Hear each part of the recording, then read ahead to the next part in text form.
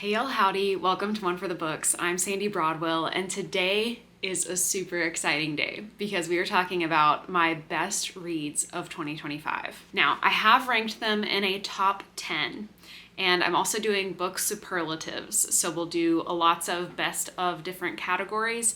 And then at the end, I'm going to give some honorable mentions in terms of best of categories that weren't hit in my top 10. I tried not to repeat any series more than once in this list, even if multiple books in a series might have made it onto my top 10 if I was doing this without any caveats. I wanted to make sure that I was giving a good diversity of books. So the top 10 is all completely unique authors and series. That's it. Let's dive in.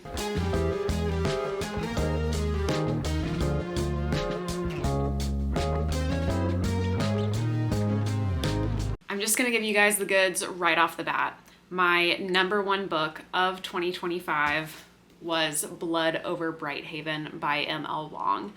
I love this book.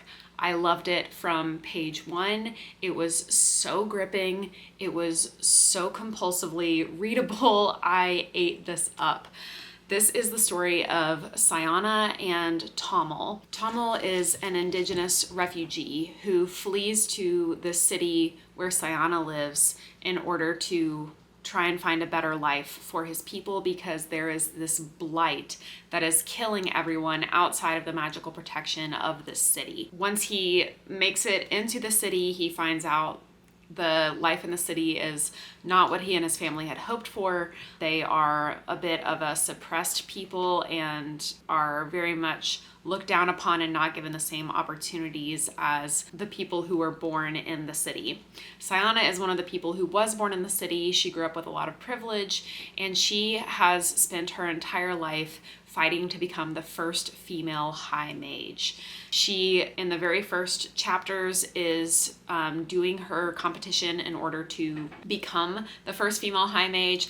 Once she does achieve that, she is assigned a assistant who's supposed to be like her lab assistant to help her with her research, but she realizes very quickly that this is not everything that she ever dreamed it would be. She still faces a lot of prejudice as the only woman in the academy, and her colleagues do not take her seriously. So instead of actually giving her a real lab assistant, they assign her Tamil, who is the janitor. But she takes this in stride. She is a absolute go-getter, and she's not going to throw away any opportunities that she's given. So she dives headfirst into the research that she needs to do, and through this course of the book, her and Tamil uncover some horrific secrets about the nature of the magic that they are doing and what that means for the society that they live in.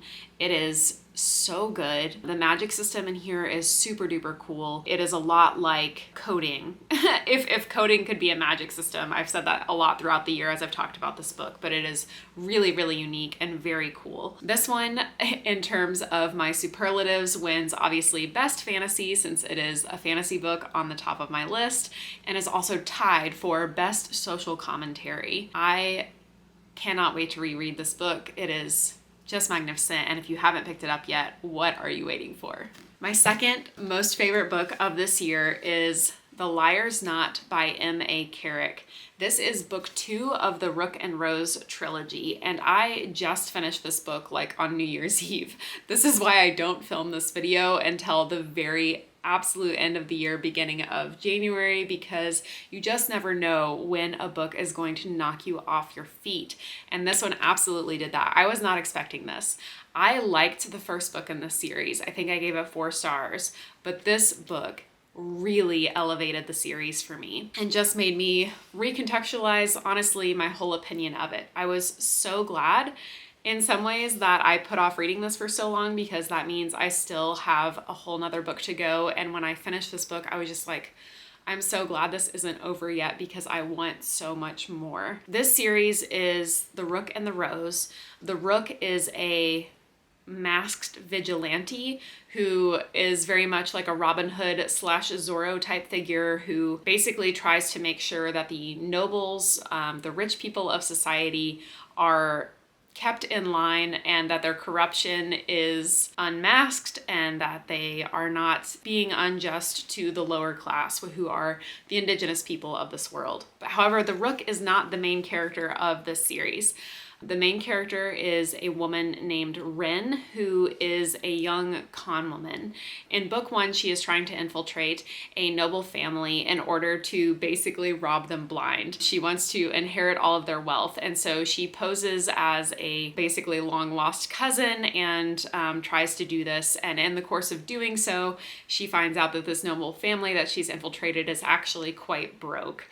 There is so much political intrigue in here in this series. The world is absolutely so full of depth. It's a Venetian-inspired setting. There's just layers and layers and layers. There's multiple magic systems, one of which is based on sort of like a tarot card sort of reading, which I always find very fascinating. But just the overlapping magic systems, the overlapping cultures, there's so much to dive into in this series. And in this second entry, Rin and the Rook tangle even more so than they did in book 1. The Rook is unmasked to our main character, and there is also a bit of a love plot. There's also a character named Vargo, who is a crime lord, and we get to see a lot more of his backstory, and he becomes a much more major player in this book, and I just thought that was so fascinating. I cannot wait to continue in this series. It's definitely going to be a January read for me to finish it out. So this one wins multiple superlatives. This one is a 4-way tie in category of best cinematography, which I consider basically to be like world building, setting, atmosphere, all of those sorts of things. And this one is so lush and beautiful, and you can just really sink your teeth into it. It's also a tie for best sequel.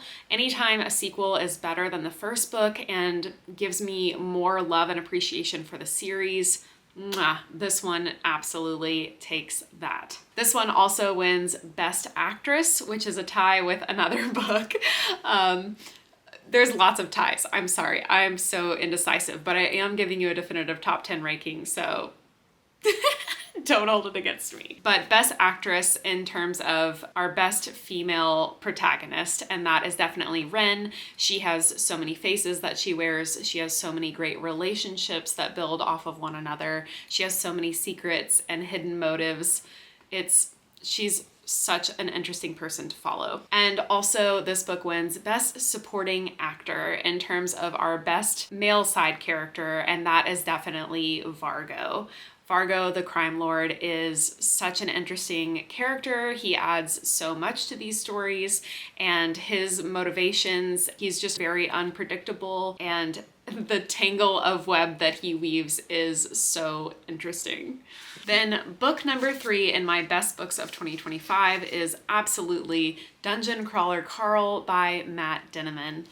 If you haven't heard 1,000 people talking about this book this year, you just haven't been on the bookish internet. Dungeon Crawler Carl is magnificent. I love this book so much. I love this series so much. This is the story of Carl and his ex-girlfriend's cat, Princess Donut, and they are some of the survivors of the end of the world when aliens basically crush every living being that is inside of a building all at once, and then dungeons open all over the planet, and every surviving person basically is forced into these dungeons. And the dungeon is a extraterrestrial reality game show, TV show, basically, where they're in a gladiator style competition. They have to fight to the death. They have to figure out these puzzles. They have to fight these mobs. It's absolutely super dark. It is super funny. It is super duper good. I love these characters so much, and I have only read the first 3 books in the series so far, which is why the first book is my favorite. I actually think book 2 was tied with book 1 in terms of my love for it, but I have heard that the rest of the books in the series even get better and better, so I cannot wait to continue Dungeon Crawler Carl in 2025. This book wins Best Sci-Fi as my top ranked sci-fi book of the list. Its superlatives are also Best Actor, character. I love Carl. Best Supporting Actress in terms of our best female side character, and that is absolutely Princess Donut. If I was just going to pick one character that was my favorite character of the entire year, it is absolutely Princess Donut, the cat. She is so good. She adds so much to these stories, and she's just a hoot. And this one also gets the superlative Best Animal Companion, which I'm not even sure, honestly, if that's in book 1 or later in the series, but Princess Donut gets gets her own pet, which is a baby velociraptor named Mongo, and Mongo is just absolutely the best. He's actually tied on this list for Best Animal Companion, but we'll get to the other one later. Book number 4 in my top 10 is Our Wives Under the Sea by Julia Armfield. This was actually one of the very first books that I read last January, and I have not stopped thinking about it. It wins Best Horror in terms of my superlatives. It just absolutely ripped my heart out. This is the story of 2 women. They are married, and one of them is a marine biologist who often goes on these underwater expeditions to study marine life. On one of the trips that she goes on, she disappears. The submarine disappears, they lose all contact, and for like 6 months, they do not return, and her wife thinks that she is dead. And then inexplicably, they return, they come back, but her wife is absolutely different than she was before she went on this expedition, and weird things start happening. This is a story that really touches a lot on grief within relationships when the person you love is not the person that you fell in love with, watching someone go through something horrible and traumatic. It's a book that doesn't really give you a lot of answers and definitely raises more questions than you're given the satisfaction of knowing. But I just thought it was absolutely beautifully written. It was beautifully well done. And wow, I sobbed so hard. Book number 5 in my top 10 list is Harrow the Ninth by Tamsin Muir. This is book 2 of the Gideon the Ninth series. So far, there are 3 books in this series. I know there's at least going to be 4, but there's no due date yet for Alecto the Ninth, which is the next one. This one ties with The Liar's Knot for best sequel in terms of doing the same thing for me, where I really liked Gideon the Ninth, but I loved Harrow the Ninth, and I really loved Nona the Ninth too. That would have been another one that might have made it into my top 10 if I wasn't limiting it to only one. But Harrow the Ninth really opens up this world in a way that the first book just laid the groundwork for. So Gideon the Ninth is the story of Gideon, who is a swordswoman. Her life's duty is to protect her necromancer, who is Harrow.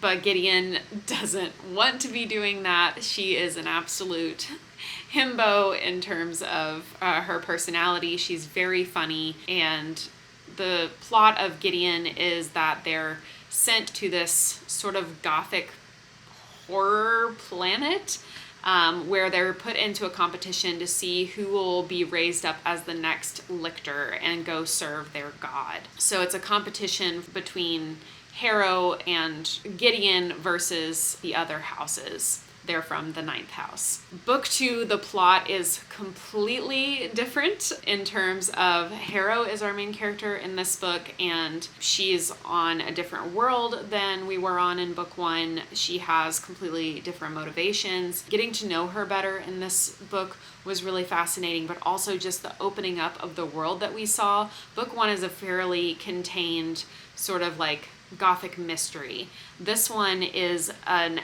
epic world-bending sci-fi or sci-fantasy, and really just learning more about the necromancy, about Harrow's background, getting to see through Harrow's eyes.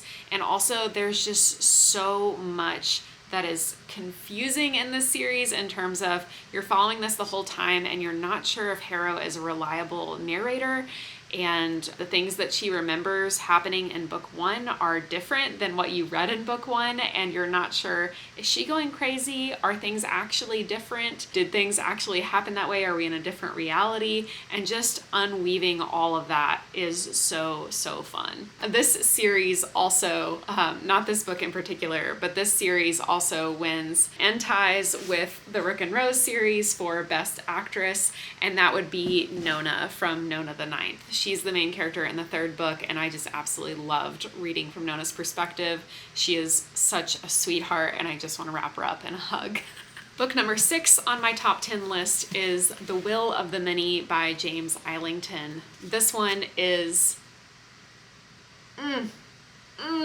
it's so good. I honestly was probably having a 4-star reading experience for the majority of the book. But then the ending, God, the ending, I think I would have just screamed. I remember just like putting the book down and being like, what? Oh my God, what? Yeah, it's a major cliffhanger at the end that totally upends everything and completely shifts the trajectory of where you think book 2 is going to go by the time you get there. It's so fun. This is the story of Vin, who is our lovely little Gary Sue. He is the prince of a kingdom that was taken over by the hierarchy, which is basically the evil empire. When the hierarchy takes over his kingdom, they slaughter his whole family. He and his sister are attempting to escape, and only he survives. So he spends the rest of his childhood hiding out under a false identity known as Vin, and grows up kind of in an orphanage for the rest of his childhood. At the start of the story, he is discovered by a senator for the hierarchy who adopts him. Not because the senator wants a son, but because he wants someone to infiltrate the magical academy that is run by the religion sect of the government. The government is split into basically religion, governance, and military. The senator is from the military, and he thinks that religion is up to something and that they're hiding it at this magical academy, so he gets Vin to infiltrate it. But he doesn't know Vin's true identity. At the same time, Vin is recruited by the rebellion, basically, who are trying to fight against the hierarchy. They have their own goals and motivations and also stumble into Vin and want him to do their bidding while he's at the academy as well, and he's unclear what they are really up to. But he hates the hierarchy and wants to help however he can. So we get some really good magical academy. This also, the ending of their time at the academy concludes in a sort of competition to see like who will rank, valedictorian or whatever. But it is a really fun kind of Hunger Games-esque style competition. Reminded me a lot sort of Red Rising as well. And so the Magical Academy is fun, the competition is fun, all of the political intrigue is really fun, and then the ending, dear God, the ending. I also read The Strength of the Few this year. It did not make it onto the top 10 list, but it was a very good sequel. Book number 7 on my top 10 list is The Vanished Birds by Simon Jimenez. This is a book that I read with my book club this year, and it was so good. This one wins, it's a 3-way tie for best written book that I read this year, and also wins the best new author that I read from this year. I will definitely be checking out more works by Simon Jimenez in the future. The Vanished Birds is the story of a ship captain who discovers a little boy who is believed to have magical powers, and a corporation hires her to basically take care of and raise this little boy on her spaceship away from government control until the boy is of age to where they can test him to see if he has this magical ability or not. She falls in love with the little boy. They develop a really beautiful kind of mother-son relationship, but there's also really amazing relationships between the captain and the rest of her crew, and the hard decisions that she has to make with her crewmates, the crew dynamics that changes and morphs over time. But this book doesn't just follow the captain and the boy. It also follows the woman who owns the corporation that hired the captain. It follows the story of the planet where the little boy was found and the village that he was found in. There's just so many layers to this book. There's so many hateable characters. There are so many interesting side stories. This is really just a conglomeration of so many interweaving plots, and it is so beautiful. It is gut-wrenching, and I definitely cried at the end. It's absolutely stunning. If you're looking for a literary sci-fi, this is definitely the book for you. Book number 8 on my top 10 of the year is Atmosphere by Taylor Jenkins Reid. I loved Atmosphere. I knew I would love it. This is my 3rd book that I've read by Taylor Jenkins Reid, and they have all been 5 stars so far. I read The 7 Husbands of Evelyn Hugo and Daisy Jones and the Six, which were absolute winners for me. And I knew Atmosphere would be no different because I love space, I love NASA, and I love stories of women struggling against the odds in historical time periods to overcome all the obstacles placed in front of them to achieve something great. And that's exactly what this story is. Atmosphere follows a group of women astronauts in the 1980s who are the first women astronauts. They really have to work hard. They have to hide who they are or pieces of who they are in order to succeed in this time period. And it is a love story between 2 of these women and what happens to them when we find out very close to the beginning of the book that something goes horribly wrong on one of these space missions. And so we're getting pieces of that story interspersed with flashbacks of them coming up through training and becoming the astronauts that they are and falling in love. And it is so beautiful. I sobbed so hard. Yeah, you've heard that already a few times. I know 4 of my top 10 really made me cry this year. I'm not gonna lie, that maybe those are the only 4 books that made me cry all year, but if you can make me cry, there's a good chance you're gonna be one of my favorite books of the year. Atmosphere is absolutely no exception. It was beautiful, it was beautifully written. I would recommend this book to anyone. So good. Book number 9 is The Raven Scholar by Antonia Hodgson. This was my biggest surprise of the year. The Raven Scholar is about an empire where the emperor has like a 20-year term limit, and every 20 years all of the various houses come together in a competition to see who will become the next emperor, which is a really fascinating sort of government system. And the houses are all based on animals. So there's like the fox house and the bear house and the ox house and of course the raven house. And people divide up into these houses based on not their family ties but their inclinations and who they feel they fit best with. Our main character is one of the ravens, and she is a scholar, obviously. She is not the champion for the ravens when this competition kicks off, but the Raven champion, who is supposed to be representing their house in the competition, is murdered like a day or 2 before the competition starts. And our main character is trying to investigate who murdered this person and is also chosen as the next champion. And so she's kind of shoved into this role to compete to be the next emperor, which wasn't a role that she really wanted.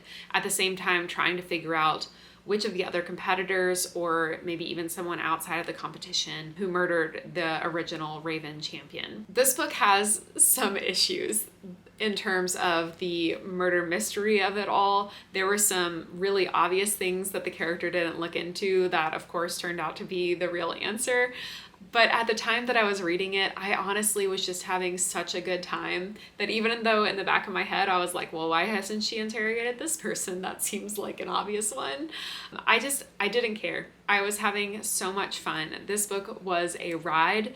There were so many good intrigue things that were happening. The competitions were really fun and the characters were really interesting. This one wins the superlative of Best Antagonist of the Year. And I can't even tell you what that character's name is because it would be a spoiler, but the antagonist was such a good one to hate. I am really looking forward to book 2. And finally, my 10th best book of the year this year is The Everlasting by Alex E. Harrow, which wins Best Romance of the Year. The story of The Everlasting is the story of a lady knight who is a larger than life historical figure. Basically, her actions defined the identity and history of the country that she basically helped to found. Our secondary main character is a historian who loves the story of this knight and has studied her his entire career. Through circumstances, this historian is sent back in time to make sure that the Lady Knight has to carry through with all of her actions as are known in history to make sure that the timeline plays out the way that it is supposed to.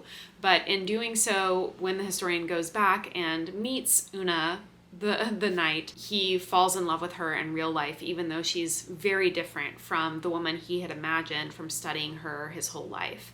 And because he falls in love with her, he has a lot of moral qualms about leading her through all of the rest of the actions she's supposed to partake in because he knows it will end in her tragic early death. This story is sort of a time loop in that, the story repeats over and over again. Things change slightly each time it happens and we get different perspectives. The villain in this one is also very, very good, and I just really fell in love with these characters.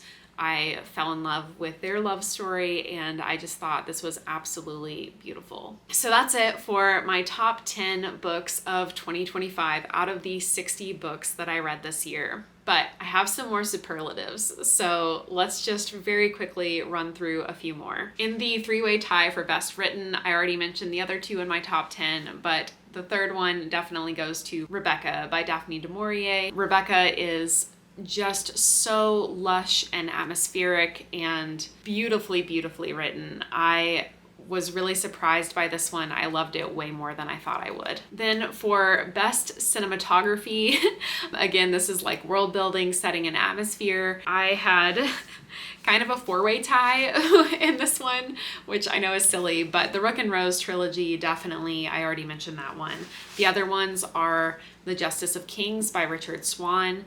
This is a dark fantasy series that has a lot of necromancy, and you get to explore the afterlife, which is so, so cool. And everything, even the descriptions in this book, just really bring out the grittiness of the world, and I love it so much. Others for best cinematography are Shroud by Adrian Tchaikovsky. This takes place on an alien planet that is absolutely so alien and so foreign and has such unique world building, unique alien life. It is so bizarre and out there and so freaking cool. I didn't love this book enough to put it on my top 10 list, but it definitely wins best cinematography. And finally, the fourth book for best cinematography is A Memory Called Empire by Arkady Martine. I have not yet finished this duology, but I will definitely be picking up the second book in January. But A Memory Called Empire is the story of an ambassador from a small colony going to basically the empire to serve as the ambassador because their previous ambassador was killed, and they have to figure out who killed them and why, all the while trying to hide their very super advanced technology that their colony has that they don't want the empire to get a hold of.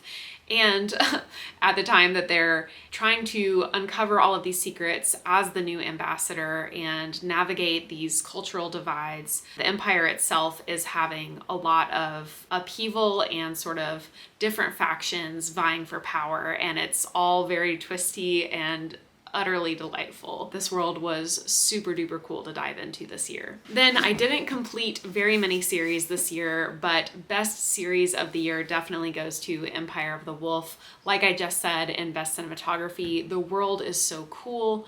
I know that Richard Swan has recently published another book that takes place several hundred years after this first series, and I love this world so much. I can't wait to start on that one, which I believe is called Grave Empire. Just such a cool series, hands down. Then tied for best social commentary along with Blood Over Brighthaven is Catabasis by R.F. Kuang. I loved this book. I gave it 5 stars this year, but not all of my 5-star books made it onto the top 10 list. That's how many 5 stars I had.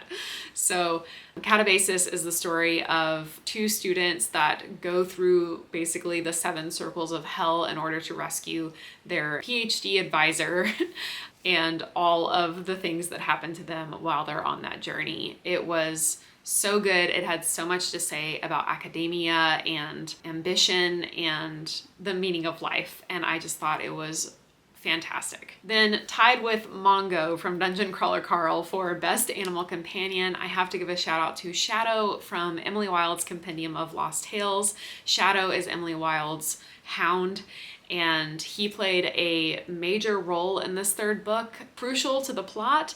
And also I thought the way the book ended also hinged around Shadow, and Emily and Wendell's relationship was tied into, and I just thought it was so sweet. So I just had to give a shout out to the greatest pupper of the year.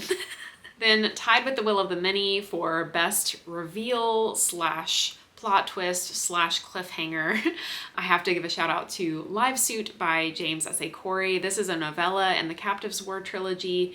I would call it a sci-fi horror, but I wouldn't have known it was a horror until the reveal at the very end of the novella, and it was just gives me like chills even thinking about it. It was a quick, short read. It was a fantastic sci-fi. You don't have to have read any of the other books in the Captives War to read and enjoy this book, so I highly recommend it if you're looking for a quick sci-fi win. Second to last superlative is best cover, and this goes to The Fireborn Blade by Charlotte Bond. I absolutely love this cover by Martina Fakova. She is my absolute favorite cover artist, also the cover artist for the Empire of the Wolf series. But I just think this novella is super underrated. It follows a lady knight who is on a journey to win a legendary sword from the depths of a dragon's lair, and the trials that she goes through on the way.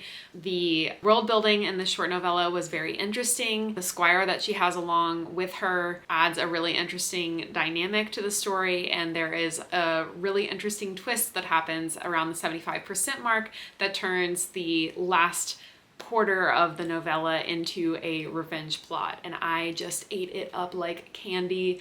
I wish more people would read this. It was a delight. And finally, my very last superlative that I wanted to mention this year is best adaptation. And I don't have a clear-cut winner for this because I haven't read a one-to-one adaptation this year in terms of I read a thing that was later adapted for the screen. However, I have watched many screen adaptations this year for things that I have not read, and I thought they were all really, really good. So I just want to give them a shout out. The Last of Us on HBO, The Eternaut on Netflix, Bridgerton on Netflix, and The Mighty Nine on Prime Video. The Last of Us was adapted from a video game, and it is a zombie apocalypse story. It's fantastic, very dark. The Eternaut is adapted from a South American graphic novel series that was very popular back in the 80s, and this was the most interesting sci-fi show that I watched this year. I'm very excited to know that Netflix is going to continue the series, and I highly recommend this. I think it has been very underhyped this year. Bridgerton is period smut. There's lots of court intrigue and silliness and drama, and I had an absolute blast binging this series this year. And then the last one, The Mighty Nine, is a animated show on Prime Video that was adapted from the Critical Role Dungeons & Dragons podcast. I had watched the previous Critical Role animated show called Vox Machina, and I thought that was really good, but The Mighty Nine is top tier. It is much better than Vox Machina in my opinion. Again, I haven't listened to the podcast, so I don't know how it compares if you were a fan of the original, but the animated show is so good. highly recommend. That's it for all of my best books and superlatives for 2025. I would love to know what your best books of the year have been. If you don't have a top 10, just give me your top 1 or 2 books of the year. I would love to add them to my TBR. Thanks so much for hanging out and tuning in with me for a little bit today. As always, please be kind, read more books, and hit the subscribe button down below for more bookish content to come. I'll see you again soon.